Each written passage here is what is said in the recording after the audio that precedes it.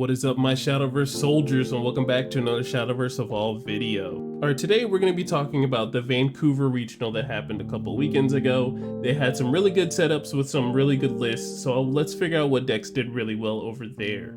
Alright, let's go ahead and look at the first list, and we have Team Smudge Mage. We have Jeremy Cortez's Abysscraft deck.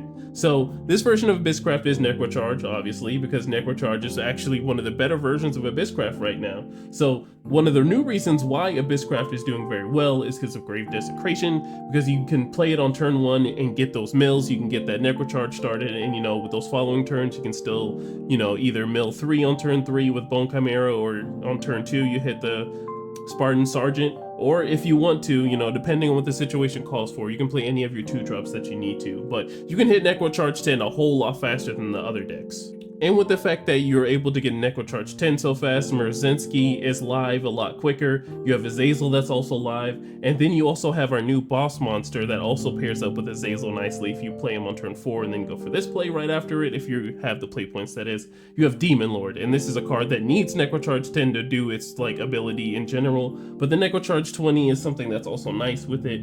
But this new boss monster is really what's going to send Abysscraft skyrocketing, because you're able to play those 2 followers that cost 2 or less from your cemetery, and those 2 followers are the Mummy, that you have Storm when they swing, and they're going to be beefed up, so it's going to be absolutely amazing. But the other boss monster we're going to be getting out for a lot cheaper is the Israfil, and if you don't already know what it does, it comes into play, you heal, and then when she swings you deal damage to the entire field. So you really play her for the Evolved, because she still does the heal when she comes out, but she does more on the board effect when she swings on the Evolved side. So let's go ahead and peek at that Evo deck. Alright, before we peek into the Evo deck, I'm so sorry I forgot about the the Mischievous Zombie. It is a Departed follower, but when he's played, you discard a card and you summon a ghost token, and then if you're discarded a Departed card, you draw a card. So it's essentially all your Departed cards are Trail of Lights, which is pretty cool. Deck thinning is deck winning, as I always say.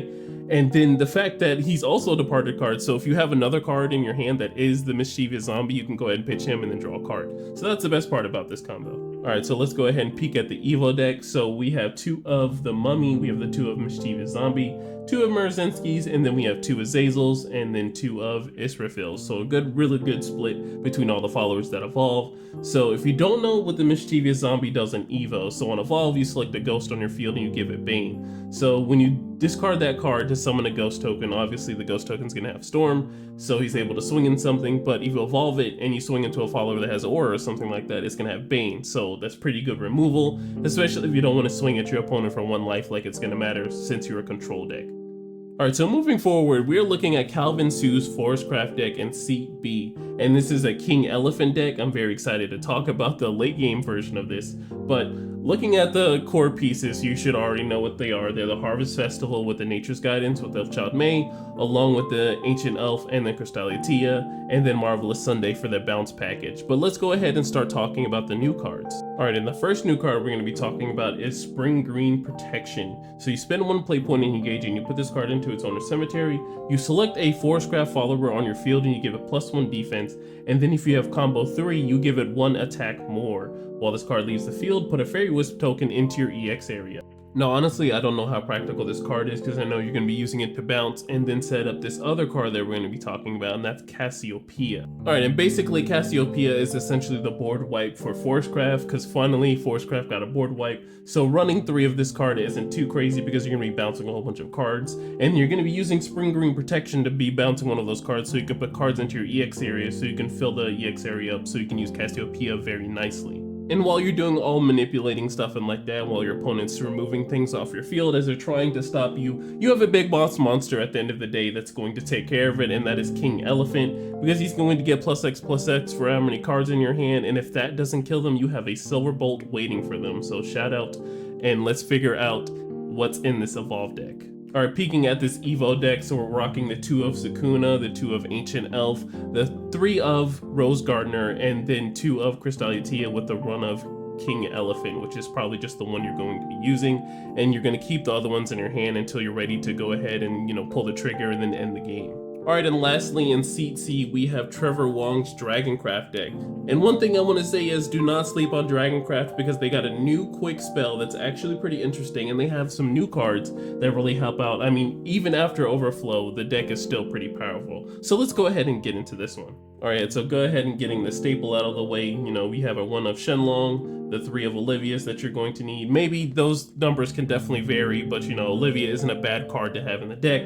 You have Forte, which is one of the best cards in the deck, honestly. We have the Dragon Warrior, along with Dragon Oracle, Shapeshifting Mage, and then we have some other spell cards, that being the Serpent's Wrath, Blazing Breath, and then the Conflag, and then, you know, Genesis Dragon just being a 1 of. And the other cards are kind of flex spots that we'll talk about, but let's go ahead and start talking about the newer cards. Alright, so moving on into the newer cards, we have Dragon's Nest, and this isn't a bad card. You know, you definitely need 3 of it just so you can heal 2 and draw a card if you're in Overflow, which you can get into Overflow pretty easily just by, you know, playing the deck as it should be. But one of the other newer cards that we're going to be looking at that is pretty different and has different ratios and what people want to run is Sybil of the Waterworm. Alright, so this is one of the newer cards, and this is pretty interesting. So you're over the 7 play points and you're in Overflow. And the fact that you play this card, and then it also increases your maximum play points, so the next time you can go into Genesis Dragon even faster, which is pretty cool. And then also at the end of your end phase, you give your leader +1 defense, and if Overflow is active for you, you give +2 instead. So also you're healing with the Dragon Nest, and then you heal with this card too. So that's a pretty good combo. Alright, so one of the other newer cards that we're going to be talking about is this Lightning Blast. So Lightning Blast is a card that's a quick spell, and you can just banish a follower, but you can also add 5 more to the cost of this card, and you can banish all the followers on the field, which is pretty interesting as a board wipe. But yeah, besides those newer cards, we have Israfil as a 3 of, because, you know, healing is just also a thing that you want to do in Dragons. And then we have the Riko Kashimoto just for hard removal, because we don't run Execute and stuff like this. We can just remove off of just spell damage or other things like that. And that's why they probably also run the 1 of Bahamut too. So let's go ahead and peek at this Evo deck and see what cards are evolving in this deck. Alright, so looking at the Evolve deck, we have the 1 of Bahamut, we have 2 of Shapeshifter Mage, the 2 of Dragon Warrior, along with 2 Fortes, and then 1 Shenlong, of course, with 2 Israfils. So shout out to the first place team for winning, and I hope you guys do well the next time you're able to play. Alright, moving on into the second place team, we have 2 AM Shrimp Crepe, and we have Adam W's Havencraft Storm deck. So let's go ahead and peek at what Haven Storm has in store for us. Alright, so taking another look at this deck, this has some early game elements and also some late game elements. So looking at it deeper, it seems that in the late game they have the Heavenly Aegis, while they have the early game package with the Amethyst Lion and the Ruby Falcon, and Goblin Princess that also gets you a 1-cost neutral follower to come and put into play. So I can see it has multiple elements in the gameplay. Alright, and the one card that really stood out to me was the Moon Almirage. So this card hasn't seen play in quite some time. Maybe in the Set 1 Regionals this was a pretty good card for Havencraft, but I don't even know if there was Set 1 Regionals, but this is still a pretty cool card. So if you don't know what this card does, it's a Storm follower, and then when it swings into a follower, she gets +2 attack, and then at the end phase, she gets +2 defense at the end of turn. So if your deck doesn't really do much of like just spot on removal, hard removal, if they do removal through like damage, then it's going to be pretty weird to get rid of this card. But outside of the Moon Almirage, I don't see anything too different in terms of, you know, it being an aggressive to a late game sort of deck. And that's kind of a good little mid-between for Havencraft, because usually you see decks being, oh yeah, I'm just going to focus on control, that gets me into the late game. Well, no, there's early game aspects, which they have to focus on your followers if they don't want to perish to yours. And then once they get rid of your followers, you have a late game to fall back on. So I like Adam's idea for Havencraft here. So let's go ahead and peek at this Evo deck. Alright, so peeking at the Evo deck, so we have 1 Bellringer, we have the 1 of Harbinger Knight, we have the 1 of Goblin Princess, the 2 of Ruby Falcon, 2 of Diamond Master, the 2 of John d'Arc, and the 1 of Heavenly Aegis. Alright, so if you don't already know what Goblin Princess does, so on Evolve, you put a Goblin King token into your EX area, and a Goblin King token, essentially, it just gives all your Goblinoid followers +1/+1 on the field, and then he's a 6/6 with Ward, so that's pretty interesting, and some pretty good Evolve stats for a token. Alright, so we're moving on to the Seat B for the second place team, and we have Guar's Forestcraft deck. Alright, so just like the last deck, there are a couple differences in the first place list. So we're running Silent Suzuka. That's a pretty good card for just some added pressure if you need it, and some pretty good removal if you need to get rid of a ward to swing in, which, you know, in your late game, you're not really going to care about that with King Elephant. But I did forget to talk about a card from the last list that was in this list. Alright, so we're going to be talking about Fashionista, and this is essentially the Sun Oracle Pascal for Forcecraft. And if you don't know what Sun Oracle Pascal does, it essentially give something +2/+2 on your field, and then on their field it gives something -2/-2. Alright, so we can already think of a couple combo cards that I can see that go well with it. So we have Sukuna. Sukuna is something that's also going to be nice to have, especially since it gains Storm, and it'll essentially be a 7/7 if you can do the combo 5 and all in one turn. So that can set up pretty nicely for some good damage. So that's like the number one thing I can think of. And then besides the Silent Suzuka, if you have it, you know, if you have all those play points to use Silent Suzuka and you're not doing King Elephant, I'm really not sure if that works out. I'm not a huge Forcecraft player, so I'm so sorry if I don't have like the exact play lines of what it is, but I feel like the deck is still pretty strong, and then having that little Sun Oracle Pascal in the deck, or the Fashionista, whichever one you want to call it, it's essentially the same thing, just for different decks. But the other difference that was the Flower Princess, and I believe this is still like good mid-range, like just damage, and just something to put a token into your EX area for the Cassiopeia. But yeah, outside of that, I don't see much difference besides the Flower Princess and the Silent Suzuka being different from this deck, and also the fact that they don't have the Crystalia Tia. So let's go ahead and figure out what's in this Evo deck. Alright, so it looks like we're actually running Carrots in this deck, so this is pretty interesting. So we have the 1-of Carrot, we have the King Elephant, we have Bellringer, Sukuna, we have Ancient Elf, Rose Gardener, and the Silent Suzuka. So this is a pretty good all-around Forcecraft deck. So congratulations for being in Seat B and getting the W. So let's figure out what's in Seat C. Alright, so we're moving on into Ping's Swordcraft deck. So Swordcraft definitely got a huge buff. If you can already see the Legendary, that's very different from most Swordcraft decks. But they also got a new spell card, which is pretty nice too. So let's go ahead and get into it. Alright, so let's go ahead and look at the first card that's very different from the list. We have Mars, and Mars came out this set. So basically what she does is whenever an officer comes into play, she gives a +1 attack, and then when she evolves, she's gonna, you're gonna use X amount of play points on the evolve, even though it's 0, but when you do on evolve, you do X to pay X to play any officer follower from your deck and then put it onto the field. So you're probably wondering what officer followers there are in the deck, so let's go ahead and run through them real quick. So the biggest thing is Mock Knight is an officer, Floral Fencer is an officer, Amiro is an officer, Quickblader is an officer, can't forget about Ironward Defender, and last but not least we have Swordsman. He is an officer as well. And putting that all together with the numbers in the deck, that makes a pretty good way to get some officers out on the field. The fact that Mars is able to just evo for free makes it that Sword is even more busted. But let's go ahead and talk about another card which makes, this deck even more broken. Alright, so let's talk about Armor of the Stars. So you select a follower in your field, you give a +1, +2, and then Aura. So the thing that really bothers me, or just like makes the dots connect and just wonder, why is this allowed? So you basically play Mars, and she's going to buff every officer that's played, and then the fact that you play Armor of the Stars right afterwards to give her Aura, she's gonna sit there and accumulate so much value because you cannot target her. So you make sure you get rid of her as soon as she's played. If you cannot, and then they do Armor of the Stars, you're gonna feel really bad. You better hope you have some sort of board wipe that does like 5 to the field, if that's even how much she's able to get to when she gets this buff. But the other new card that they're playing is the Perseus. He's a good 1-drop to have, and then if you have those 4 followers on the field, he gets that huge buff, and that's nice too, especially for a 1-drop. But yeah, all around, just looking at it, it's a pretty good sword deck. I see there's no Leonidas. I believe there was probably no reason to put it in if you're going to be running Mars and giving everybody a buff. But I'd say Leonidas is still a pretty good late game play.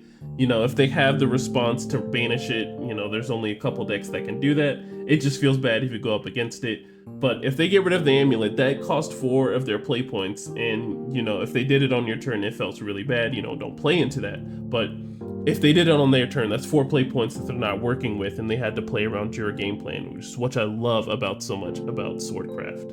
Alright, so let's go ahead and peek at this Evo deck. So we have 2 of Amiro, we have 2 of the Floral Fencer, we have the 1 of Mock Knight, 2 of Mars, and then we have 2 of Valiant Fencer with the 1 of Albert for the closer. So it's a pretty good all-around Swordcraft deck. I'd say Swordcraft is probably one of the better decks in the format, if not the best, one of the top 2 in my opinion. If you disagree with me, let me know in the comments below, because I feel like this is probably one of the stronger decks just because it's just very fast and it hits very hard.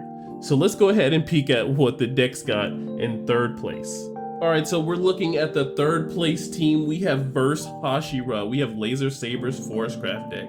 So let's go ahead and peek at what is in store for this Forestcraft deck. Alright, so looking at it, it's a staple King Elephant deck with the Night Natures and the bounces and everything. So we have Crystalia Lily in the deck, so people didn't run that in the decks before. I don't know why enlarging her, everybody should already know what Crystalia Lily does. I forgot she's an old card. But looking at the deck, I forgot to talk about the new spell card that came out in this set, and that's Ivy Spell Bomb. So you select the follower on the field and you deal a 5 damage, and then if you're in combo 3, you deal 3 damage to its leader. Not bad in terms of removal, because the one thing that Forestcraft does lack is like some good damage removal. I know Fashionista does some pretty good, you know, minus and everything, and then you're really bouncing stuff with Crystalia Lily and then Rose Gardener in the other decks. But just having a card that straight up says, yeah, deal 5 damage to something, you spend 3, that also goes towards your combo, so that's pretty good. Everything else besides, you know, the 2 cards we were talking about, we do have the Tweedledee and Tweedledum, which we will talk about in the Evo, but that's pretty much it. That's really different from the other Forestcraft deck. So shout out to Laser Saber for getting 3rd place in Seat A. Let's go ahead and peek at this Evo deck. Alright, so looking at the Evo deck, so we have the 2 of Sakuna, the 3 of Ancient Elf, and the 2 of Crystalia Lily, with the 1 of Crystalia Tia, with the 1 of Tweedledee and Tweedledum, and then we have the King Elephant as our last Evo. Alright, in my personal opinion, I'm not a big fan of Tweedledee and Tweedledum, just for the fact that there's a chance that it might miss, and the fact that, you know, it's just probably something that you're not really relying on, so you don't run of 3 of it. But, you know, just for a 2 of, you know, it feels like a really bad play if you don't hit what you need to, which there are lots of targets, don't get me wrong, there are definitely enough targets to finally, you know, definitely find one. But if you commit to something like that and then you don't hit, you're gonna feel really bad. You just have a 3/3 on the field that can swing into something, which, you know, hopefully you do that in the early game and not in the late game and waste your turn. But I feel like it's still pretty nice to have in the deck, but in my opinion, I would probably replace it for something else. But that's just me. I'm not a huge Forestcraft player, so honestly, what the hell do I know? Alright, moving forward, we're going to be looking at Eric Zhang's B-Seed Havencraft deck. So as soon as I saw in Statute Seraph, I already knew that it was going to be some sort of control stall. So looking at it already, I can see the Guardian Sun set up with the Heavenly Aegis. The other thing that I can see out of the new cards is the Global Starways to go ahead and search out whatever amulet you need in the current time, that probably being in Statute Seraph or maybe a Sacred Plea or whatever you need in the time. And then the fact that you can also use that quick effect at the end of your opponent's turn just to heal and then draw a card is pretty nice too. Now, another card that I want to talk about is one of the newer cards, and this is the Star Torrent. So Star Torrent is essentially a card that's really good against probably aggressive decks, because what aggressive deck is not going to swing at you with all their followers, especially in those early turns? If you can control them, yeah, that's fine. That's why they have the surefire bullets in them. But if they hit a point where they're able to just swing cardboard into your face just on 1 turn, you can spend 4 for Star Torrent, deal 3 damage to all the followers that are engaged, that is, and then heal 2 and get some of that life back. But yeah, all around, it seems like a pretty good Havencraft deck. It's just leading into Heavenly Aegis. Obviously, you have tons of removal, just so many removal and so much heal that you can definitely get into the late game. So let's go ahead and peek at this Evo deck. So I'm not surprised on this Evo deck. So we have 2 of Bellringer, that's pretty different. But, you know, if you're going to be surviving into the late game, you're going to need some good early game survival. So the 2 of Bellringer with the 3 of Jeanne d'Arc for the board wipe, the 3 of Heavenly Aegis, and then the 2 Carrots. Alright, at first when I was looking at it, the 3 of Evolved Heavenly Aegis was a bit overkill, but if Heavenly Aegis is really the only follower you're going to be swinging with like that, you're definitely going to need a full playset of it. So I say congratulations with, you know, doing well with Havencraft, and I hope you do well. Alright, and last but not least, we have Senpai ZX's Runecraft deck. Now, on this channel, you know we give lots and love to Runecraft every single time we make a video, and the fact that we can look at Runecraft right now and see some improvement, see some topping list, I'm very excited to talk about this. So looking at the Runecraft deck, looking at it, you know, it seems pretty stable. It looks like it's a bit of Spell Chain, but also has some Flame and Glass and big boss monster things. So looking at it already, It seems like Senpai's using the Star Reader Stella to go ahead and set up their deck. This is one of the newer cards, so you can just play it. And you look at the top 4 cards and you essentially rearrange them. You put one into your hand, you put one to the top of your deck, you put one into your cemetery, and then you also put one to the bottom of your deck. And then when she swings, you look at the top card of your deck, and then you may put it into your cemetery. So it seems like Star Reader Stella is definitely going to help out search for this Flaming Glass stuff. You look at the top 4, you definitely get one of the cards that you need, probably the Glass, that just helps you essentially put her into the cemetery to go ahead and get the Flame of Glass combo. And when you do the Flame of Glass combo for pretty cheap, just to go ahead and board wipe and then swing for 7 with a Storm Follower, that's pretty nice too. And then you have other things to help you in RuneCraft just to survive. Let's go ahead and look at another one of the newer cards. All right, so we have Europa, and honestly, in my playtesting, I honestly just overlooked this card. I didn't think it was too much of anything, but just looking at the evolved version of her, there is some good that comes out of this. So when she comes into play, you flip up a Europa in the evolved deck, so the first one you play isn't really gonna matter, but once you evolve her, it is. But then you turn it face down and you give this follower +1/+1. So let's go ahead and figure out what the evolved version of Europa does. All right, and looking at the Europa Evo, so she has Storm, Bane, and Ward. So if you've already played one of these, you're gonna flip it over. You only need one of the card, because essentially if you play the next Europa, you're gonna flip her over. She gets the stat lines and she becomes a 4/6. So there's only one other rune card that you can think of, and that's Runic Guardian that gets a 4/6. It's just she doesn't have Storm or the Bane, which makes up with Europa because, you know, she's able to swing for 4. She's a ward. They're gonna have to answer this card in some sort of way. There's not a card that just outright just does 6 to something. You're either gonna have to hard removal it, or you're gonna have to give up some followers into it. So Europa is a pretty clutch up card. Besides the big boss monsters and anything else, nothing seems out of place. We have lots of Bell Ringers. Bell Ringers isn't really much of a RuneCraft card in my opinion, but I believe you need to survive in the early game, especially against sword decks. And if you really want to put all your faith into Lamplets, that's all the power to you. But I don't think this is a really spell chain deck since there's no huge spell chain line. It's just, you know, some spell weaving into other things with Europa, and then we get into the big boss monsters like Israfil and Flaming Glass. So that's something that's pretty interesting on the take of RuneCraft decks. So I wouldn't really put this in its own category like, hey, yeah, this is a late game boss monster. This is just a toolbox RuneCraft deck, which I absolutely love because this is one of the classes that's able to just go ahead and toolbox. Already taking a look at the last Evo deck. So we have one of Bellringer, the 3 of Agnes Tachyon, the 1 of Europa, obviously, because you're only going to need 1, the 3 of Merlin, just to go ahead and recur those spells, and then the 2 of Israfil. Alright, I want to give a huge shout out to everybody and a huge congratulations to everybody that topped. You know, I bet the event was very fun to go to. I'm glad everybody did well. Congratulations to the top 3 for making it and getting the spotlight. You guys deserve it. You worked hard, I'm pretty sure. So shout out to you guys. Also, and I want to give a huge shout out to my Shadowverse soldiers. We're almost at 300 subscribers. Well, I need some way to promote myself a little bit more. I don't really know how we're gonna the last 10, but we're gonna be doing a 300 subscriber giveaway. So once we get to 300 subscribers, whatever box that we're on, that either set 4 or set 5, depending on how long it takes, we're gonna be doing a giveaway. So go ahead and just let people know that I'm a thing, and we can get to 300 subscribers and we can do that box giveaway, and I'll do the details in the video when we get there.